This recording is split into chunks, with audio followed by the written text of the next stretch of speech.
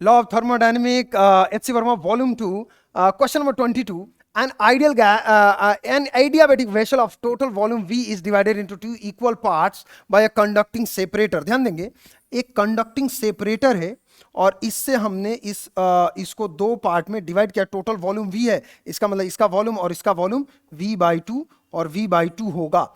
और given question में the piston is fixed है पोजीशन पे. The part on the left contain 1 mole. Left part में 1 मोल है और जो सेकेंड पार्ट है उसमें 2 मोल है. और ये फॉलो कर रहे हैं U is equal to 1.5 nRT. That is इसको U is equal to 1.5 nRT को फॉलो कर रहा है. And the part on the right contain 2 mole of the gas. Initially the pressure on each side is P. दोनों तरफ pressure P है, ऐसा given है. The system is left for sufficient time. हमने सिस्टम को काफी देर तक के लिए छोड़ दिया जिससे कि स्टडी स्टेट रीच हो गया. पहला पार्ट क्या कह रहा है? फर्स्ट पार्ट कह रहा है. फर्स्ट पार्ट देखेंगे. First part is the work done by the gas in the left part during the process. देखो वर्क डन तो भैया 0 होगा. Work done is 0. Why work done is 0? Because change in volume is 0. यदि change in volume 0 हुआ, volume में कोई बदलाव हो ही नहीं रहा है, तो कोई वर्क डन होने वाला नहीं है. So first part is done, answer is 0. अब second part is important. B part पे देखेंगे.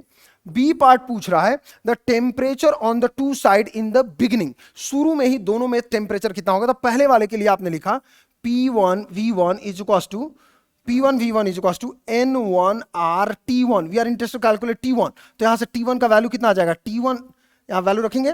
देखो P1 is how much? P1 is P, V1 is V/2 is equals to N1 is 1 mole and R is R into T1. तो यहां से T1 का सीधे सीधे वैल्यू आ गया PV/2R. उसी तरीके से दूसरे चैम्बर की बात करें तो आपने इसमें लिखा P2 V2 is equals to N2R T2.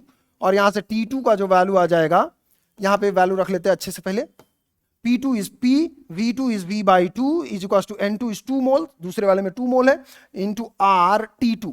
तो यहां से T2 का जो वैल्यू आ जाएगा वो हो जाएगा PV/2 2 into 2 4R. 2 into 2 4R. ये हमारे दोनों टेम्परेचर तो मिल गए. Now this the answer. B part का यही आंसर. सी पार्ट में है the final common temperature reached by the gas. Final temperature कितना? देखो इसमें बाहर से कोई एनर्जी तो आया नहीं, क्योंकि हमने बाहर से किसी तरीके का कोई हीट ट्रांसफर किया ही नहीं है. Process is adiabatic completely. मतलब शुरू में जो इंटरनल एनर्जी होगा पहले वाले चैम्बर में प्लस इंटरनल एनर्जी जो दूसरे वाले चैम्बर में होगा, वहीं फाइनली इक्विलिब्रियम एस्टैब्लिश होने के बाद फाइनल इंटरनल एनर्जी होगा. बिल्कुल सही बात है. जो शुरू में इंटरनल एनर्जी इसका है, जो शुरू में इंटरनल एनर्जी दूसरे का है, वो हीट ट्रांसफर ही तो हुआ है, वर्क डन तो हुआ ही नहीं. तो टोटल जो भी इंटरनल एनर्जी फाइनल होगा that must be the initial के बराबर. तो इनिशियल का तो फाइनल जो फाइनल होगा उसका वैल्यू दिया है. That is how much? 1.5 nRT. 1.5 nRT. And where T is the final temperature. T is the final temperature. और ये वैल्यू आपने लिखा U1 के लिए. तो U1 के लिए क्या हो जाएगा? U1 is equal to NCV and this is delta T. आपने लिखा delta T is basically temperature 1 और N1 CV T1. शुरू में इसके पास इंटरनल एनर्जी था, प्लस दूसरे वाले के लिए लिखा N2 CV T2. अब ये वाला जो वैल्यू है इसका रिप्लेसमेंट अभी मैं आप लोग को बताने जा रहा हूं. सी दिस, ये वैल्यू दिया है and this can be written as N. N is the total. ये मैं किसके लिए लिख रहा हूं? ये मैं किसके लिए लिख रहा हूं? जब फाइनली दोनों के पास टेम्परेचर TT हो गया, तो जो same value, this is the internal energy, will become N CV and T, where N is the total number of moles. और यहां पे भी होगा, तो यहां से CV का वैल्यू कितना हो जाएगा? CV is equals to this value is exactly CV के बराबर होगा. खैर यहां पे देखेंगे this value is NCVT total number of moles के साथ. तो आपने लिखा NCV इंटू T. इसका मतलब यहां पे N का वैल्यू कितना लेना है? 1 + 2, 3 मोल लेंगे. तो अब वैल्यू रखते हैं एंड दिस द आंसर. अब देखेंगे CV से सारे CV कैंसिल. अब ये होगा 3T इज इक्वल टू, यहां पे बनेगा 1 into T1 plus 2 into T2. अब 3T is equal to T1 we have calculated PV by 2R, PV by 2R plus T2 is PV by 4R, 2 times PV by 4R, और ये value हो जाएगा PV by R. दोनों को जोड़ेंगे तो PV by R हो जाएगा, और 3 को नीचे ले जाओ तो फाइनल कॉमन टेम्परेचर जो होगा वो हो जाएगा PV by 3R. This the answer, this the answer. ये हो जाएगा अपना, this the answer, this the solution of third part, C part का सॉल्यूशन है. This the solution for C part. अब अगला देखेंगे डी पार्ट में, the heat given to the gas in the right part and right part, the heat given to the gas in the right part. इसमें हमने heat कितना दिया, तो ध्यान देंगे एक चीज मैं आप लोगों को बताऊं कि जब कभी भी हमने हीट दिया, ऐसी डिस्कशन हो कि हमने हीट कितना दिया, तो देखो वर्क डन तो हुआ नहीं है. तो आपने लिखा फर्स्ट लॉ ऑफ थर्मोडायनामिक्स कहता है delta U is equal to delta Q minus delta W. In this situation work done is 0. तो जो भी आपने हीट दिया that must be the change in internal energy, और आपने लिखा delta Q is equal to N. Second part की बात हो रही है, सेकेंड पार्ट की इसको कितना दिया है, तो इसको हीट जो भी मिला होगा इसके चेंज इन इंटरनल एनर्जी के बराबर होगा.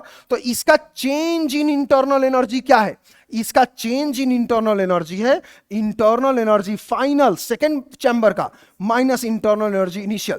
तो आपने लिखा delta Q is equal to N two second chamber का number of mole N CV, या फिर आप 1.5 के टर्म्स में लिखना चाहे तो 1.5 के टर्म्स में लिख लें.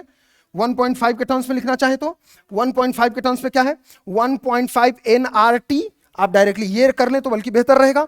तो आपने लिखा 1.5 n is the number of mole in the second chamber, NR और temperature final minus 1.5 N2 number of मोल. तो इतनी रहने वाले, मोल का ट्रांसफर नहीं हो रहा, R into T initial.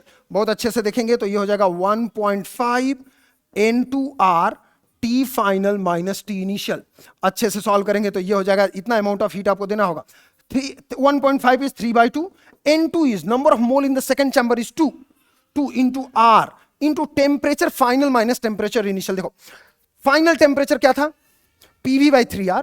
Final temperature आपने लिखा PV by 3R minus initial temperature आपने कितना लिखा है, तो सेकेंड चैम्बर का initial temperature PV by 4R.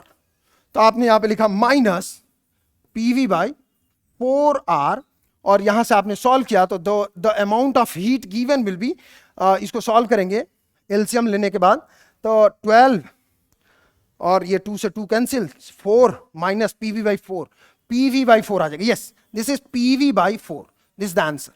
तो amount of heat given is amount of heat received, जो उसको मिला सेकंड चैम्बर को कितना मिला PV by 4. यदि हम लास्ट पार्ट ई पार्ट की बात करें तो देखो the increase in internal energy of the gas in the left part. देखो राइट पार्ट में तो हीट मिला, लेफ्ट पार्ट ने दिया तो इंक्रीज इन इंटरनल एनर्जी नहीं हुआ. लेफ्ट पार्ट ने दिया तो इसका तो इंटरनल एनर्जी घटेगा ना, क्योंकि वर्क डन तो हुआ ही नहीं कहीं पे भी. So now in this situation यदि आप लिखेंगे कि इन चेंज इन इंटरनल एनर्जी, तो this is basically a negative value, क्योंकि आपने हीट दिया है, लेफ्ट पार्ट ने हीट दिया है राइट पार्ट को, तो चेंज इन इंटरनल, और कितना हीट दिया, इतना ही दिया है, तो यही तो होगा चेंज इन इंटरनल एनर्जी, लेकिन माइनस साइन क्योंकि डिक्रीज होगा PV by 4. Thank you so much.